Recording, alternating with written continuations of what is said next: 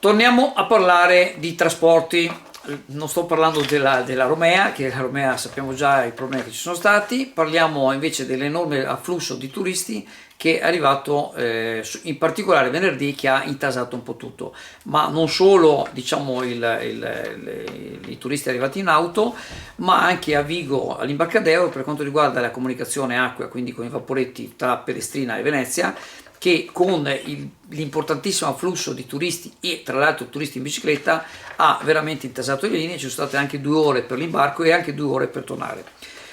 Il nostro territorio ha un amico che è l'avvocato Giulio Giordani Vianelli, che è un Pavanelli, scusate, Pavanelli, che è un avvocato di Bologna, grande amante del nostro territorio, è anni che viene, quindi lui arriva con la sua bicicletta, parcheggia l'auto da qualche parte distante, arriva con la bicicletta, prende il vaporetto e torna. Anche 2 anni fa infatti ci eravamo conosciuti in quel frangente, perché aveva mandato una lettera al Gazzettino in cui criticava la gestione della CTV, e quest'anno ha avuto ancora questa, non è la prima volta che lo pubblichiamo, ha mandato un'altra mail di cui la pubblichiamo pari pari nell'articolo. E in pratica cosa denuncia l'avvocato? Lentezze eccessive nella burocrazia per il rilancio della carta Venezia Unica. Praticamente per fare la carta ci ha messo un po' di tempo, e poi contesta il costo diverso tra i residenti della provincia e quelli fuori regione, e poi le estenuanti attese sia all'andata che al ritorno tra la tratta Chioggia e Pelestrina, che l'avvocato ha appunto dovuto attendere quasi 2 ore e mezza. Ecco, sempre nella mail dice che c'è stato un intervento di un comandante CTV che ha deciso di propria iniziativa di effettuare corse supplementari ed è stato l'unico positivo della giornata. Ecco, quindi viene criticata la mancanza di programmazione da parte del servizio, che in 3 anni, secondo l'autore, non ha adottato alcuna soluzione efficace ai disagi malgrado le segnalazioni ricevute. E poi dice appunto che mette in discussione la scelta di investire in autobus elettrici a Pelestrina invece di rinnovare i vecchi vaporetti, alcuni del 2000, dotandoli di maggiori capienza e motori meno inquinanti a beneficio del crescente turismo in bicicletta. Ecco, noi ovviamente la pubblichiamo pari pari nell'articolo, ci permettiamo, ma col cappello in mano, non è che vogliamo fare gli avvocati delle case perse, ma non è così facile gestire i trasporti, soprattutto il trasporto via acqua. Ha dei costi molto molto importanti, di cui dobbiamo ringraziare i turisti come l'avvocato Giulio Giordani Pavanelli di Bologna, che pagando questo, diciamo, passateci il termine, obolo, in questo caso la carta Venezia di 100 euro, però l'avvocato e altri che contribuiscono in questo fanno in modo che il costo dei trasporti pubblici venga ripianato.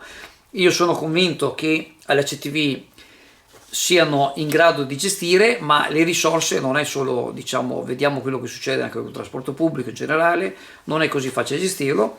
Comunque che ci sia qualcuno che punge su questo tema, secondo me va sempre bene, e speriamo di riuscire ad avere anche, diciamo, qualche risposta dalla direzione del CTV, perché sappiamo che comunque questo problema, questo disagio è nelle carte. Ci sono tanti, non solo anche, diciamo, da parte dei turisti, ma anche da amministratori locali. Sappiamo che ci deve essere un incontro con gli amministratori del Comune di Venezia, con quelli di Chioggia, e diciamo che c'è tutta una situazione abbastanza complessa. Non da ultimo il fatto che effettivamente, come si è fatto, ci sono stati limitati gli accessi dei turisti a Venezia, perché è inutile, non può arrivare il mondo, bisogna cercare di contingentare. Anche a Pelestrina, io credo che, ma non lo dico io, lo dicono un po' tutti, non è per dare ragione ai residenti, ma se è da dare ragione diamo ragione, se è da dare torto diamo torto, ma effettivamente se una località può contenere, ricevere un certo numero di persone, bisogna limitare quel numero di persone. Non si può fare, perché poi succedono atti di tensione, atti di altre cose, e poi può succedere anche magari che c'è gente che sta male, eccetera. Quindi effettivamente tutto questo andremo un po' rivisto nell'ottica di un turismo sostenibile, in modo da evitare uno arriva da Bologna e ci fa piacere che arriva da Bologna, magari prenota e sa che ha il posto e non deve aspettare 2 ore. Insomma, questo credo comunque che la CTV stia lavorando in maniera importante per questo risultato. Protecta, scelta sempre da più famiglie e imprese per proteggere la propria casa e la propria attività dai furti e per vivere con maggior serenità.